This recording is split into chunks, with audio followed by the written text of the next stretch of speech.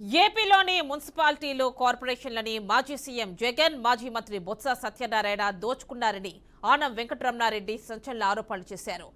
Mortgage ముసుగులో Nellore municipal corporation ని దోపిడీ చేశారని విమర్శలు చేశారు. డబ్బులు ఇస్తే కార్పొరేషన్లో ఏ తాకట్టు ఆస్తినైనా రిలీజ్ చేసేస్తారని ఆరోపించారు. 72 మార్ట్గేజ్ రిలీజ్ చేయడం వల్ల 65 కోట్ల రూపాయలు కార్పొరేషన్ కి నష్టం జరిగిందని చెప్పారు. కార్పొరేషన్లు జగన్మోహన్ రెడ్డి ప్రభుత్వంలో ఏ విధంగా నాశనమైనాయో ఈరోజు చాలా ఆధారాలతో మీ ముందరికి ఈరోజు రావడం జరిగింది. ఈరోజు బొత్స బాబాయ్ సత్యనారాయణ బొత్స బాబాయ్ ఏ విధంగా మున్సిపల్ కార్పొరేషన్లన్నీ ఏటీఎం కార్డులు ఎనీ టైం మనీ కార్డులుగా ఏ విధంగా బొత్స బాబాయ్ ఏ విధంగా మార్చేసాడో కూడా మీకు ఈరోజు క్లియర్గా ఒక పిక్చర్ ఇస్తాం.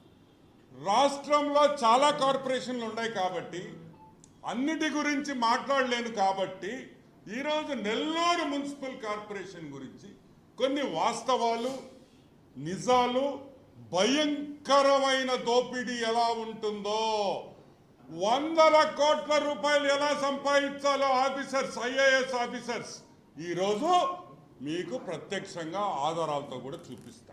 మీకు అందరికీ తెలుసు మార్ట్గేజ్ అంటే ఏంది. మార్ట్గేజ్ అంటే ఆడుమానం అంటే తాకట్టు. మనం ఒక బిల్డింగ్ కట్టేటప్పుడు కానీ ఇళ్ళు కానీ అపార్ట్మెంట్ కట్టేటప్పుడు మనం కొన్ని అపార్ట్మెంట్లు కానీ కొంచెం స్థలం కానీ కార్పొరేషన్కి కట్టుబెడతాం. మార్ట్గేజ్ మీకు అర్థం కాదు కాబట్టి నేను తాకట్టు అంటున్నా.